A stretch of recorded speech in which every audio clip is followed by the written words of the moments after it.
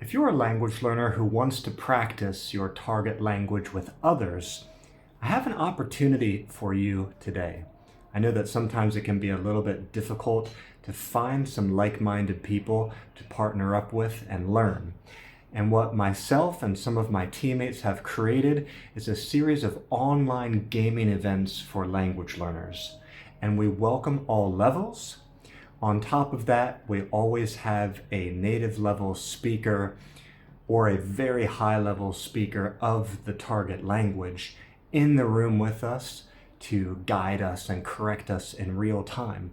So if you happen to be learning Japanese, Spanish, Turkish, or Mandarin, I want to let you know we have active groups currently going on to support those languages, and we've been playing with these groups since early 2023. So you can join right into this. It can be a fantastic form of regular enrichment, accountability. It's good to just have a little bit of fun, helps you stay motivated. So I think it can really sort of nest well within any sort of routine you've got going on already. Now the question is the time. Would the time work for you? We play it on Saturday at 9 a.m. New York City time. So that's East Coast time in the United States. So this is morning time for the Americas. It's afternoon for Europe, Middle East, Africa. It's evening time for Asia. But that time slot gives a pretty good chance from people from all over the world to get a chance to play with us. If you're interested to play, you can go to languagecardgames.com to learn more. That's my HQ, languagecardgames.com. You can learn all about what I'm trying to do there. I'm basically trying to create fantasy-themed card games that really let you feel the magic of the language learning journey. Everybody talks about their language learning journeys in terms of how fantastic and how mind-opening it is. But the thing that I think is funny is a lot of resources don't really reflect that. A lot of resources tend to be pretty dry and practical. It's when people travel, it's when they have conversations, and it's when they play games like the games I'm creating, when they really get in touch with the magic of language learning. And I feel like when we do that, we enter into flow state more easily, so we learn more rapidly with less strain. And also we form more vivid memories, so we remember more deeply what we've been talking about because we have these conversations with others. I think that's been something I've been prioritizing in the recent years, is making sure my language learning is more human-centric and really it involves forming authentic real-life relationships with people. And I want to create products and resources that can assist that. So I like to play around the real table with real people. So I absolutely create those real physical cards, which I love. But I also acknowledge too that to be able to play this game online as we do on the virtual tabletop also has its benefits because we can connect with people from all over the world, all different countries, and chase that same target language. That is a really unique opportunity. Now, I want to point out that the way we do things is a little bit different because a lot of people, when they say they are gaming to learn a language, it's different. There's a distinction I need to make. A lot of people are gaming, they're playing those first-person shooters or whatever. They're playing online, they're maybe chatting with people. They maybe set the language of the game into a certain language, or maybe they're playing with a partner from another country or whatever. That kind of thing, to me, that's great, but it's different because the focus tends to be on the action in the video game.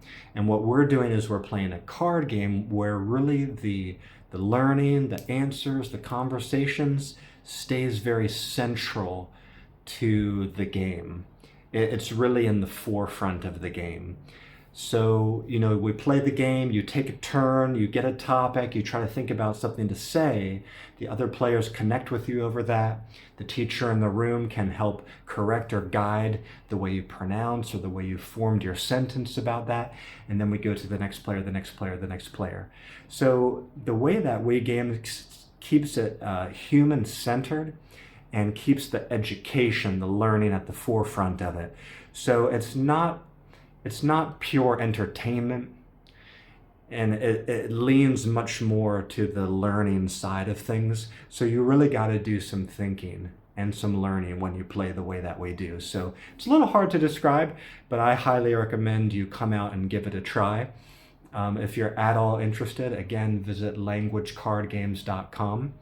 And we have active groups for Japanese, Turkish, Spanish, and Mandarin. And that's the rotation we do every Saturday. So like Japanese is the first Saturday of every month at 9 a.m. New York City time. Turkish is second Saturdays. Spanish is third Saturdays. Mandarin is fourth Saturdays. So if one of those is your target language, you can join us every month at the same time on the same day. If you happen to be learning like 2 or 3 of those languages, then you can join, several Saturdays per month. We want to give you that way to stay motivated, make friends, stay accountable. And at the end of the year, we're giving away prizes. So if you join at least 5 game events during the course of this whole year, 2026, then you will receive discounted or free games at the end of the year. And we keep a leaderboard on the homepage of the website. You can see the leaderboard of 2025 right now. I sent out gifts and prizes to all of those players in the last month, in January of this year, 2026. That was really fun to do. So bottom line, I hope your language learning journey stays magical, stays unforgettable. And if you want me to help you with that, subscribe to this channel and visit my website, languagecardgames.com. If you're new here, a little bit about me. I'm from America, but I came to China in 2011 and I've lived here ever since. I've got a wife and 2 kids who we're raising to be bilingual.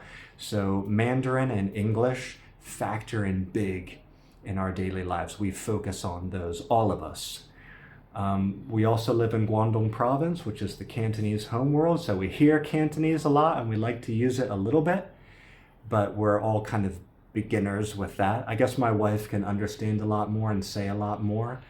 But for me and my kids, we play around with that a little bit because it's fun, but it's nice to hear Cantonese so regularly. Actually, this province has a lot of languages in it.